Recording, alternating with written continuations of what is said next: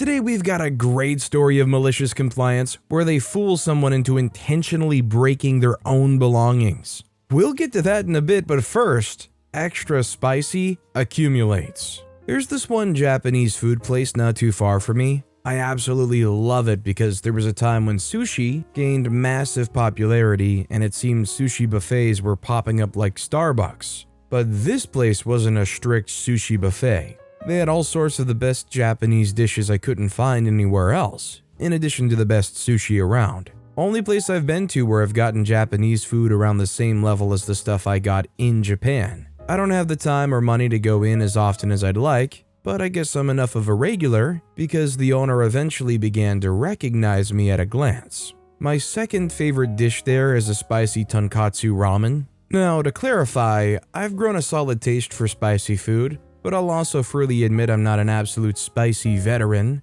Ahead of the curve, maybe. Survived the one chip challenge, took the N challenge without puking, etc. But not one of those guys chowing down on raw ghost peppers or ordering a dish with the sole purpose being, I want to be in pain. So I love this one spicy ramen dish, but after the second time I start thinking, I think it could actually stand to be a bit more spicy. Next time I order it extra spicy, bit of an extra kick, was absolutely amazing. So naturally, every other time I order it extra spicy. So they complied. But it seems when I said extra spicy, they took that as I want it spicier than last time. One day I get a bowl and it clearly had a whole handful of Thai peppers stewing at the bottom of it. Gotta say, it was still delicious as heck. But holy crap, was that thing hot. Partway through eating it, I'm sweating and tearing up, natural. A bit further into eating it, I get pins and needles all down my right arm.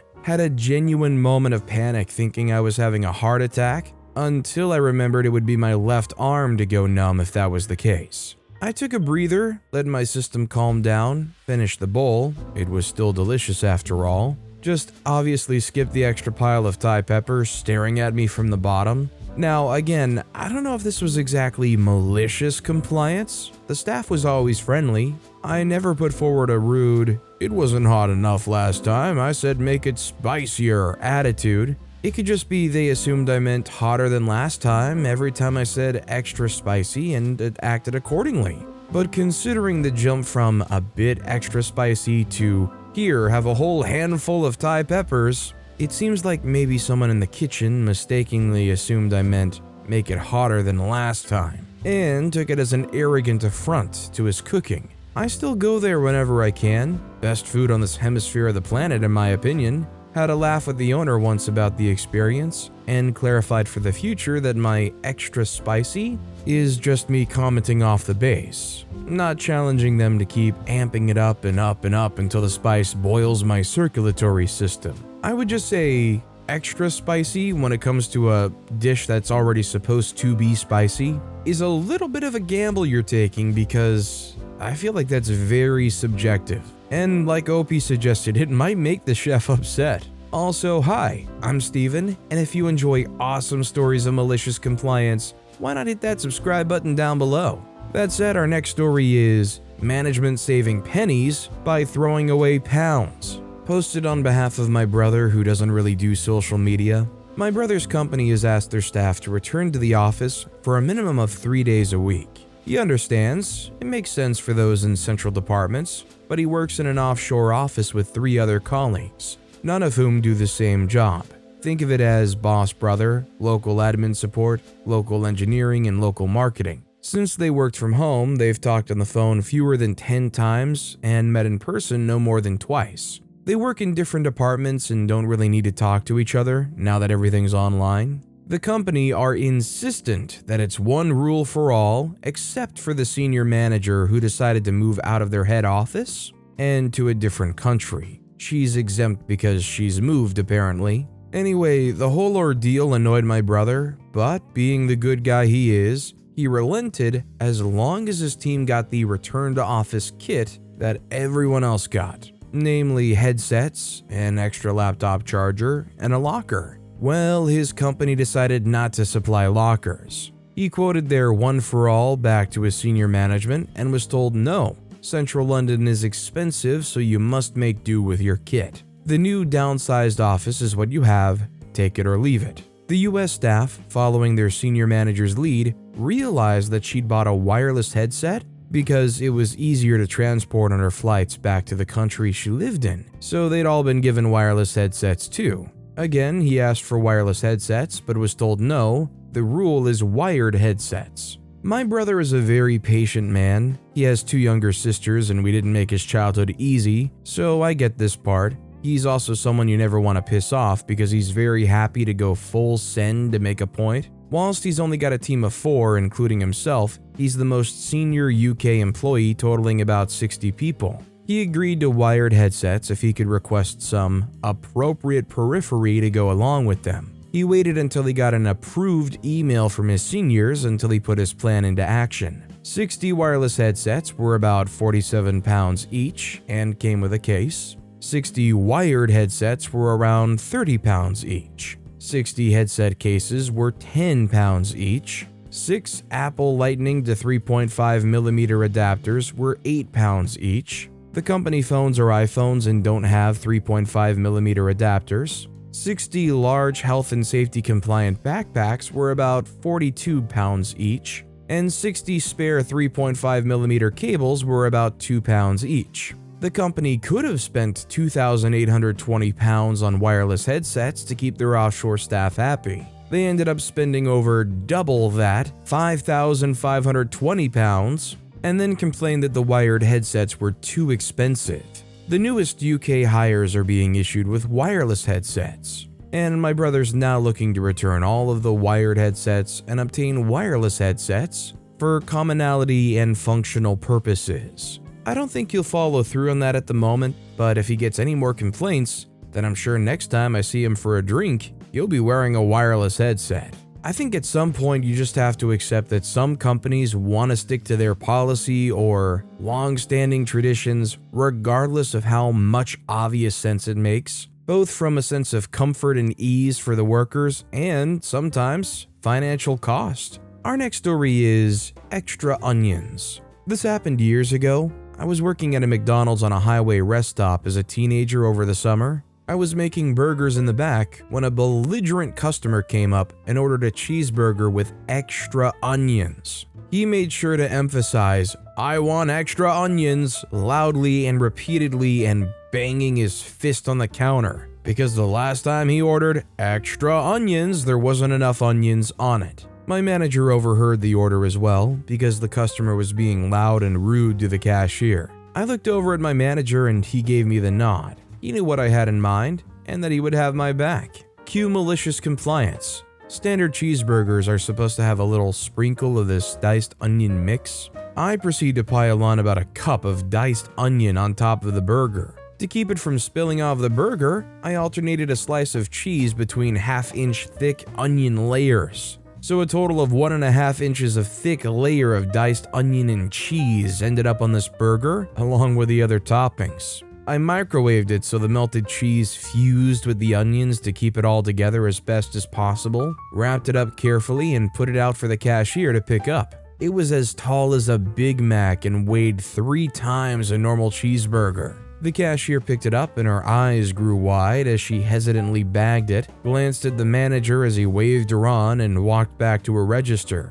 The customer snapped the bag out of her hand and says, "This better have extra onions on it or I'll be back." We watched the guy grab his condiments and napkins and head to the seating area, so the manager stayed at the counter waiting for any blowback. It wasn't busy, so we sent a staff member to go check on the napkin station that was near the guy to see his reaction as he opened up his onion burger. Sure enough, he unwraps the burger, looks at it inquisitively as onions and cheese spill out the sides, does a little nod and smirks like this is exactly what he was looking for, and takes a huge bite out of it. Chews a couple of times, his eyes then go wide and realizes his mistake, and immediately spits it out onto the tray. He sits there sheepishly for a few moments with an embarrassed look on his face while he inspects the burger more closely, and you can see him ponder his next move while he drinks his soda and munches on fries. He tries scraping some onion onto the wrapper, but the cheese and other toppings are coming with it, basically left with a plain hamburger and bun.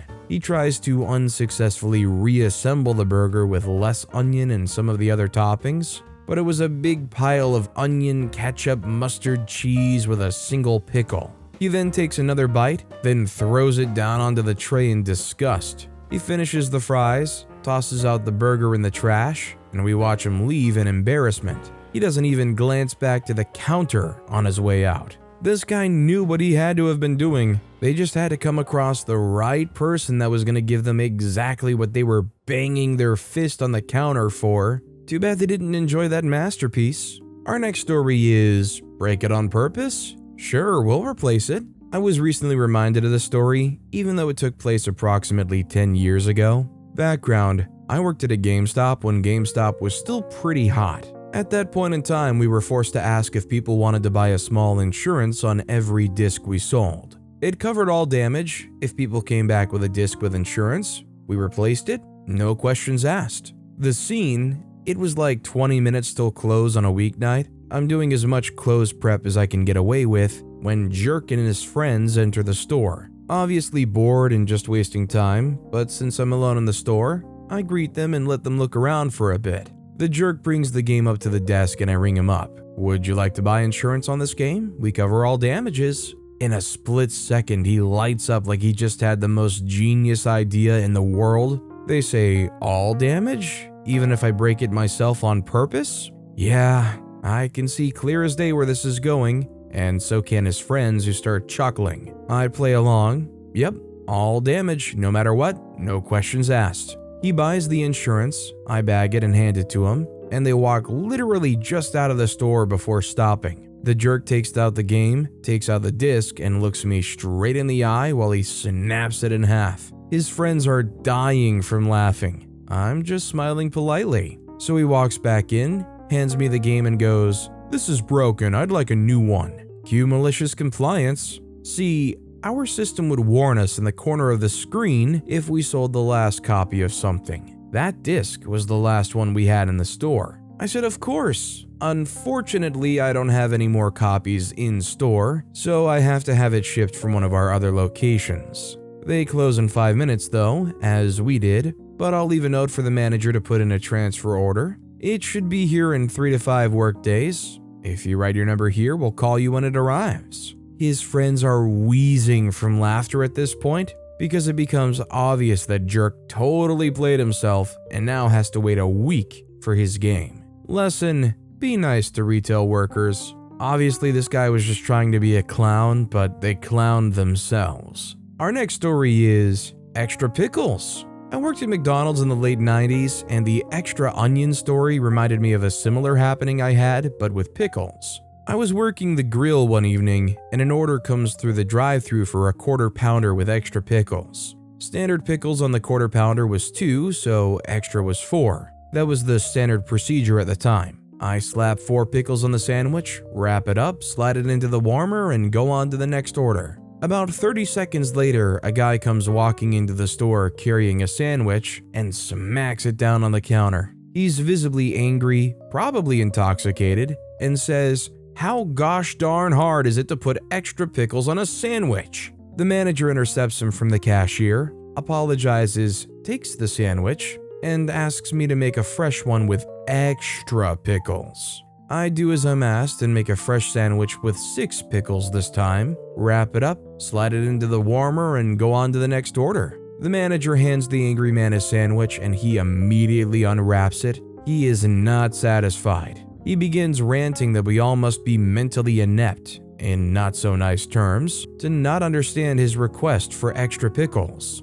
The manager continues to apologize and asks me to make another with lots of pickles. I again do as I'm asked, but instead of counting pickles, I take a literal handful from the dressing table and slap them on. There is now more pickle than bread or meat on this sandwich. I wrap it up and slide it into the warmer. This time, I don't go on to the next order. I want to witness the result of my handiwork, so I stand peeking between the pie dispenser and warming cabinet to watch what transpires. Again, he immediately unwraps the sandwich. However, this time instead of beginning another rant, his visible anger fades and he stands there in silence. The situation may have been diffused until the moment he looks up, locks eyes with me, and sees my stupid 17-year-old grinning face. He's enraged. He throws the sandwich at me and it hits the pie dispenser right next to my head. The missile explodes in a shower of pickles and now everybody is yelling.